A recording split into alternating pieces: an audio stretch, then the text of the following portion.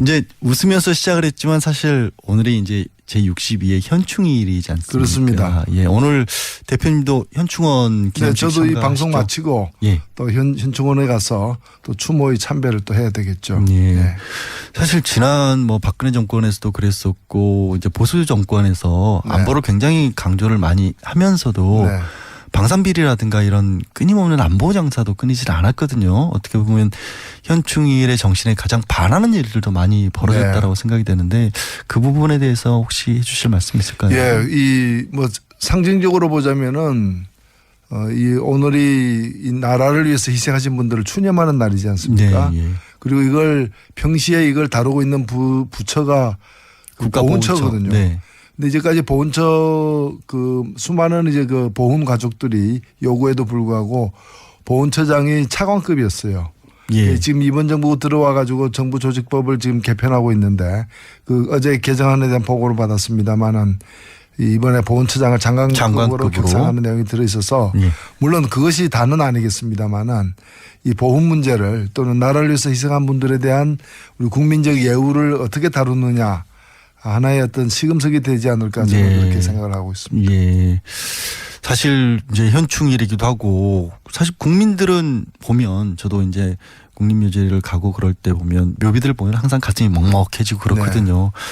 근데 국민들은 이렇게 나라를 위해서 열심히 희생을 했는데 정작 높은 분들이 그런 자세가 있느냐. 이번에 사드 보고 누락이 있었지 않습니까? 네. 청와대에서 어제 발표하기로는 국방부 국방정책실장이 뭐 그렇게 보고를 누락했다. 그래서 일단은 직무 배제 이렇게 하는 건데 이 보고 누락 경위 같은 것들이 미국하고 비공개 합의를 있었기 때문에 그랬다라는 거 이거 자체가 굉장히 석연치가 않아요.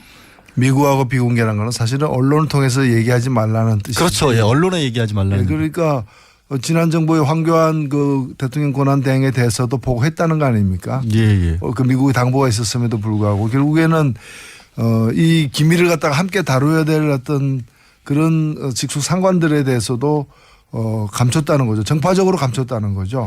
정치적인 문제라는 그렇죠. 거죠. 그러니까. 그래서 저는 의도가 대단히 불순하고 그 자체가 사실은 잘못된 그 행위죠. 예. 자기 임무를 위반한 거죠.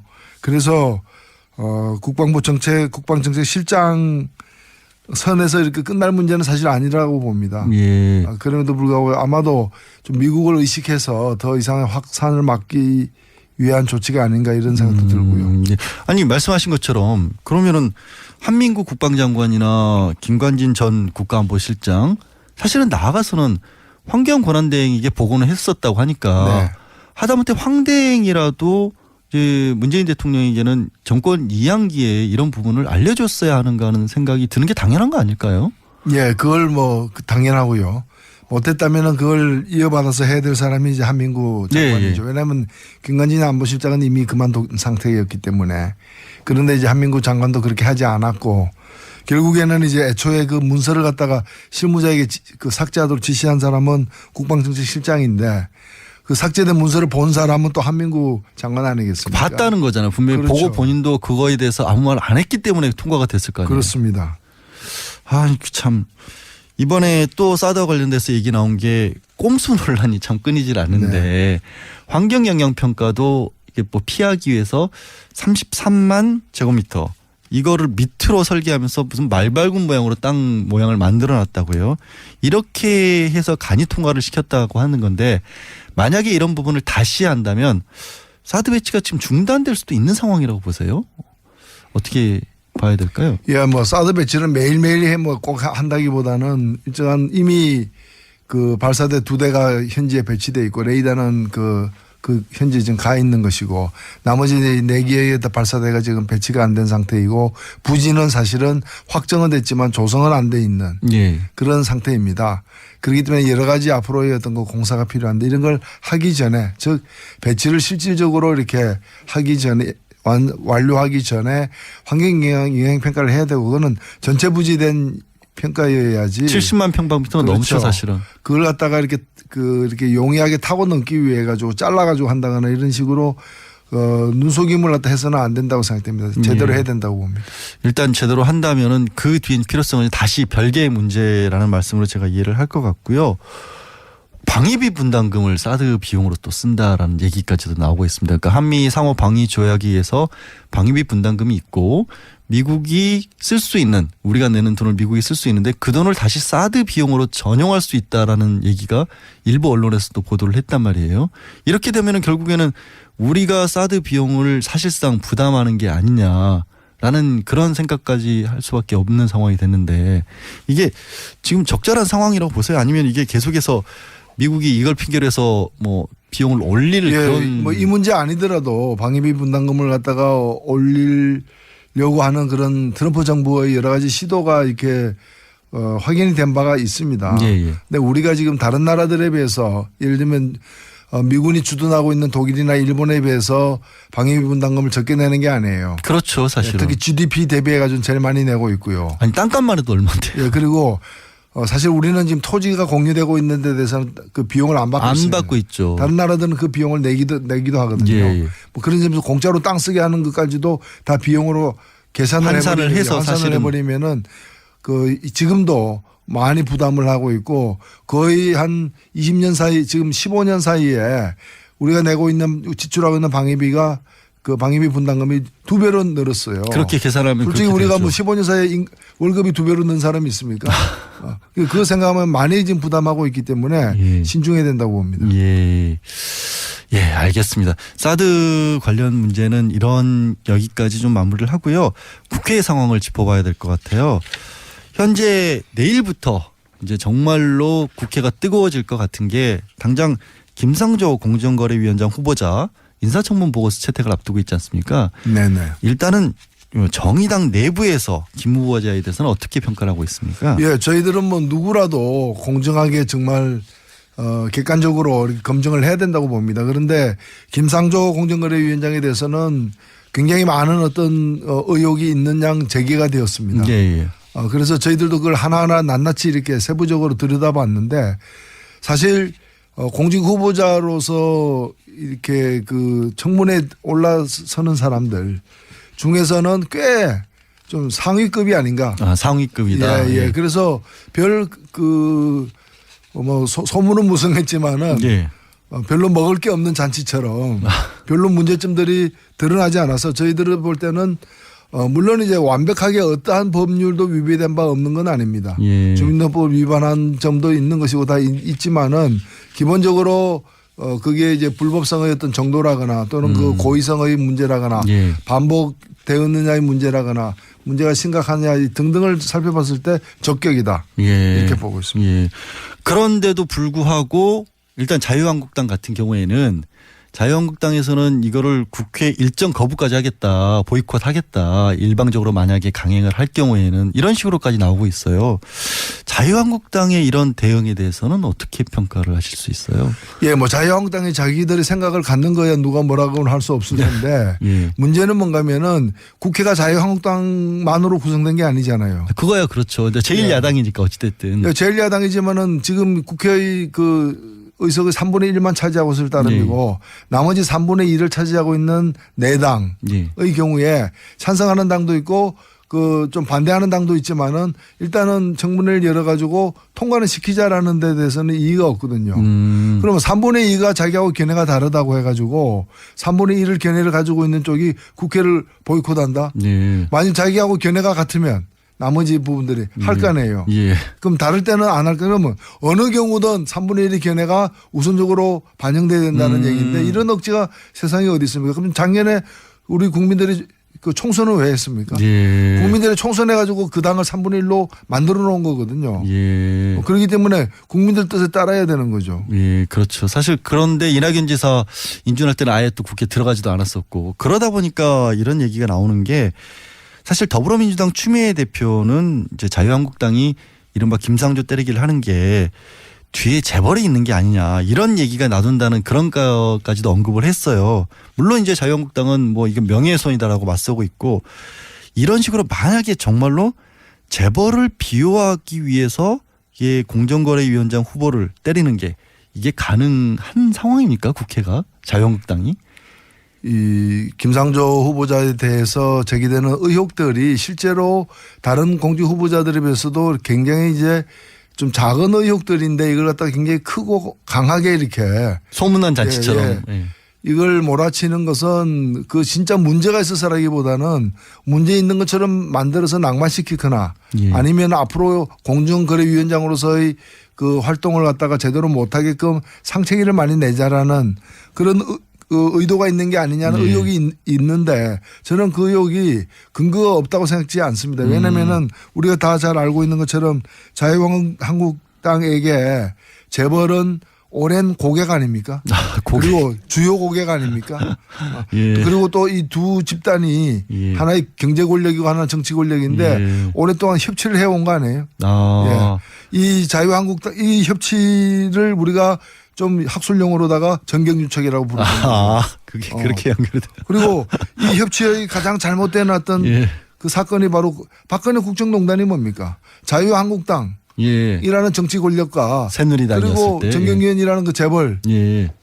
당신은 물론 새누리당이었습니다만은 그의 어떤 잘못된 만남 예. 부적절한 관계를 지속하다가 생긴 사고 아니에요. 아. 예. 그렇기 때문에 저는 자유한국당이 분명히 알아야 될 그 자유한국당의 오랜 고객 예.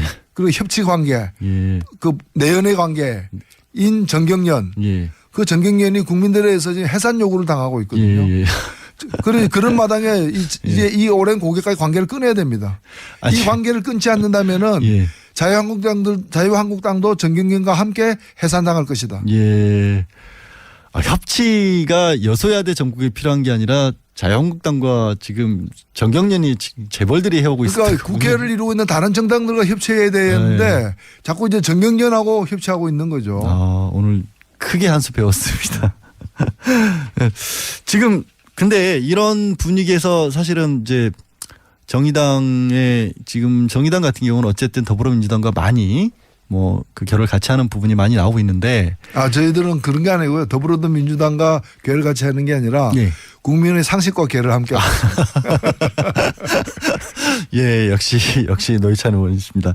근데 이제 제가 여쭤보려겠던 게 왜 이런 말씀을 꺼냈냐면 그런데 자유당 어쨌든 정의당과 민주당이 있는데 캐스팅 보트를 결국 쥐게 된 게 양쪽에 이제 바른정당과 자유한국당이 있다 보니까 네. 국민의당이란 말이에요. 근데 국민의당이 바깥에 공식적으로 내놓는 의견과 또 내부에 예를 들면 박지원 전 대표라든가 이런 분들의 목소리가 달라요. 이거는 어떻게 가야 될까요? 국민의당은. 예, 저는 뭐 이번에 김상조 공정거래위원장 내정자에 대해서는 박지원 전 대표나 김성식 그 정책위 의장 네. 이런 분들이 좀 국민들의 상식을 좀 반영하는 발언을 하고 계신 걸로 알고 있고요. 그분들이 상식이라는 거. 예, 그리고 아직 이게 확정이 된 건 아니죠. 내일 그 의원총회를 다시 열어서 예. 최종 결정하겠다고 하니까 제가 볼 땐 뭐 큰 문제가 없으리라. 오히려 국민의당도 통과를 시키리라는 쪽에 더 무게를 두고 계신 거네요. 그러면. 예, 뭐 국민의 당이니까. 아, 그렇죠. 국민의당이라는 이름이 참 그러고 잘 지은 이름이에요. 국민의 뜻을 제대로 받들기 무거운 이름이죠. 무거운 이름이죠. 예, 그렇습니다. 무거운 이름이죠. 예. 굉장히. 알겠습니다. 만약에요. 지금 사실은 공정거래위원장 같은 경우에는 국회에서 인준 안 해도 청와대가 마음을 먹으면 임명할 수 있는 자리 아니겠습니까? 문재인 대통령 어떤 선택을 할까요? 만약에 반대를 하더라도 혹시 이런 기조에서도 강행을 하실까요? 아니면은 뭐 조금 마음을 달리 먹거나 그렇게 나가실까요? 가야죠. 가야 된다. 예. 철로 위에 뭐가 있다고 해서 기차가 멈추지는 않습니다. 아니 그거 굉장히 무서운 얘기처럼도 들리는데요. 아니 이 저는. 경우에는 그냥 가야 되는 거고요. 예. 지금 제가 볼 땐 자유한국당도 과거에 자기들도 그랬지만 이번 경우에 그 임명을 할 거라는 걸 알고 있어요. 다만 특히나 이제 공정거래위원장이고 재벌을 예. 단속하는 부분이니까 예. 여기 좀 여러 가지 이제 좀 오물을 투척하고 싶은 그런 생각에서 지르고 있는 거죠. 예. 아, 제가 인터뷰를 사실 처음 해봐서 막상 들을 때보다도 직접 들으니까 더 참, 예, 세네요. 대표님. 아니요, 저는 뭐 사회 구사하는 단어가 몇 개 안 되다 보니까 생활적 용어가 많습니다. 알겠습니다. 내일요, 이제 그 사실 다른 분들도 청문회가 계속 이루어지지 않습니까? 뭐 김희수 헌법재판소장 후보자, 김동연 경제부총리, 또 강경화 외교부 장관 네. 후보자 이런 분들 인사청문회가 내일부터 줄줄이 열리는데 특히 강경화 후보자 같은 경우에 많이들 지적들을 하는 것 같아요. 일부 언론이라든가 아니면 특히 뭐 자유한국당에서도 그렇고 뭐 바른정당이나 국민의당도 마찬가지고 강경화 후보자에 대한 전망은 어떻게 혹시 보고 계세요? 제가 볼 때는요. 그 앞으로 이제 장관들이 지금 겨우 뭐 실제 국무위원은 몇 사람 그 내정 안 되지 않았습니까? 예. 이제 뭐 정치인들 몇 분이 계시고요. 제가 볼 때는 수가 적어서 그렇지 수가 앞으로 더 이게 그 청문회 대상인 분들이 더 많이 발표가 되면은 좀 다양한 어떤 문제 제기들이 이루어질 거예요. 지금은 어찌 보면은 좀 제법 긴 시간 동안 거의 2주에 가깝게 강경화 후보자고 몇 사람만 이렇게 딱 외롭게 있다 보니까 표적이 집중돼 가지고 작은 문제도 침소봉대돼서 이렇게 되어가고 있는 것 같은데요. 저는 일단은 강경화 후보자 같은 경우에는 또 새로운 다른 어떤 문제 제기가 나올 수도 있기 때문에 나올 수도 있기 때문에 청문회를 더 지켜봐야 된다고 생각되고요. 다만 이제까지 제기된 문제 중에서는 그 뭐 콘도를 갖다가 이렇게 공동명의로 자녀와 공동명의로 증여세 안 해서 냈다. 증여세 포탈 의혹이 있는 부분에 대해서는 그 몇 달 후에 다시 이렇게 팔았죠. 팔았고 그 팔았을 때 그 판 돈을 갖다가 공동명의자인 그 미성년 자녀에게 준 게 아니라 그 그냥 이제 그 아버지가 가져간 거기 때문에 애초에 돈을 낸 것도 아버지였고 판 뒤에도 다 아버지가 회수했고 그러니까 그렇죠. 이제 증여가 아닌 거 증여 행위가 없었던 거고 뭐 자유한국당의 문제 제기를 따르더라도 뭐 이 증여세 포탈 미수범 이 포탈 하려다가 의사가 없었지만 하려다가 아니, 미수에 그친 미수가 아니죠. 이제 의사가 없었죠. 미수도 의사가 없으니까 미수는 아닌데 하도 의사가 있었다고 주장을 하니까 하여튼 증여는 실현되지 않았던 것이기 때문에 원인 무효가 된 셈이라고 보고요. 문제 제기의 원인이 무효됐다고 보고 그다음에 그 학교 가기 위해서 이제 이화 여고 가기 위해서 소위 위장 전입했다는 부분에 대해서는 좀 납득 안 가는 부분이 있어요. 저는 왜냐하면은 당시 이화여고는 그 학교 가기 위해서는 그 동네 살아야 되는 학교가 아니었거든요. 공동학군이어가지고 다른 지역에 살더라도 그 학교 갈 수 있는 그 공동학군이기 때문에 이화여고 가기 위해서 위장 전입한다는 말 자체가 성립이 안 되는 말이에요. 아, 굳이 그럴 필요가 없었다. 그럴 필요가 없었죠. 근데 주소는 또 이화여고 그 근처로 옮긴 건 사실이거든요. 반사라던 것도. 근데 제가 그것도 이해 안 가는 게 그 옮긴 학생은 처음에는 학생만 이제 한 달 뒤에는 있다가 나중에는 아버지 형제까지 그렇죠. 이제 그 온 거 아닙니까? 그런데 그 학생은 미성년이잖아요. 미성년은 세대를 구성할 수 없으니까 세대주 전입이 안 되거든요. 그렇죠. 그럼 다른 사람의 다른 세대주의 동거인으로 들어갔다는 얘기인데 그럼 그건 누구인지 그리고 그런 편의는 왜 봐줬는지에 대해서 좀 소상하게 해명을 하면은 큰 문제가 없지 않겠는가. 저는 뭐 그렇게 생각합니다. 이제 대표님 표현을 빌자면 이제 협치 관계에 있고 고객의 만족을 위해서 자유한국당은 목소리를 크게 내고 있을 뿐 해명이 제대로 되면 큰 문제가 없을 수 있다라고 보시는. 그리고 오히려 자유한국당의 사실은 제가 뭐 넘겨짚으면은 정통 외교부 관리가 아닌 어떤 강점과 장점도 있지만 또 뭐 이 사강과 직접 이렇게 다뤄보지 않은 사강 4대 강국을 직접 다뤄보지 않은 이제 주로 유엔에서 다자간 협정이나 인권 문제에 치중했던 전문가이기 때문에 사강 외교를 제대로 할 수 있는가라는 문제 제기가 보수 일각에서 있어요. 그러면 그런 걸 가지고 외교와 관련된 여러 가지 노선이라거나 정책적 준비라거나 이런 걸 갖다가 검증하는데 능력 검증을 해야지. 심혈을 기울여야지. 좀 엉뚱한 데 자꾸 파고 있는 거 아니냐. 보수 세력으로서도 직무를 유기하고 있다. 저는 그렇게 생각합니다. 알겠습니다. 지금 또 어제 이제 문재인 정부가 계속해서 강조해 왔던 일자리 관련돼서 그러니까 내일 추가 경정 예산안 11조 2천억 원 가량을 국회에 제출하겠다고 밝혔습니다. 이렇게 11조를 들여서 11만 개 일자리를 만들겠다는 게 이제 핵심이겠죠. 여기에 대한 정의당의 평가는 어떻습니까? 뭐 저희들은 뭐 절반은 좀 긍정적으로 평가를 하고 또 절반은 과거의 추경 편성의 어떤 한계를 답습한 부분도 없지 않다는 좀 그런 따끔한 말씀도 드리고 싶은데요. 우선 일자리 중심으로 이렇게 추경을 편성한 것은 굉장히 높게 평가할 만하다고 보고요. 두 번째는 뭔가면은 새로운 어떤 재원을 갖다가 국민의 이제 채권을 발행한다거나 해서 국민의 어떤 재정적 부담을 늘리면서 그걸 재원으로 추경을 편성한 게 아니라 남는 돈. 기존 세수가 많이 있다. 세수가 늘어난 것 등을 가지고서 그 한계 내에서 이제 편성했다는 점에서는 평가할 만하다. 예. 이렇게 생각이 되고요. 예. 다만 이제 일자리 문제는 이제 나중에 아마 이거 다 논란이 될 것이기 때문에 제가 말씀을 드립니다만은 실제 공무원 일자리 늘린 거는 12,000개밖에 안 돼요. 그렇죠, 사실. 예. 그리고 왜 공무원 일자리 늘렸냐라고 볼멘 소리하는 그 정치 세력들도 있는데 예. 이 일자리가 공무원 중에도 소방관, 교사, 뭐 경찰, 고사. 안 그래도 국민들의 어떤 편익을 위해서 하는 일자리이기 때문에 예. 이거는 다른 나라에 비해서도 우리가 공무원 전체도 그렇지만 이런 류의 공무원 수가 절대 부족입니다. 예. 이게 다 국민들의 안전하고 관계되는 부분이고 그 편익하고 관계되는 부분이거든요. 그래서 이걸 늘린 것 자체는 전혀 문제가 되지 않는다고 보고 예. 다만 이제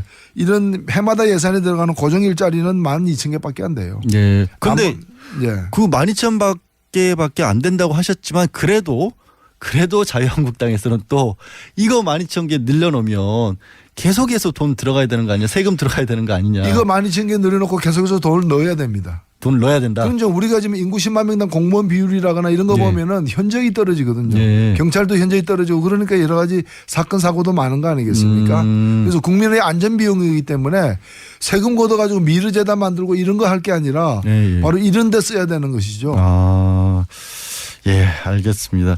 좀 시간이 많이 남지 않아서요. 다른 당 상황 계속 자유한국당 얘기를 좀 해오긴 했습니다만은 사실은 홍준표 전 경남지사 공항에서 돌아오는 장면 보셨죠?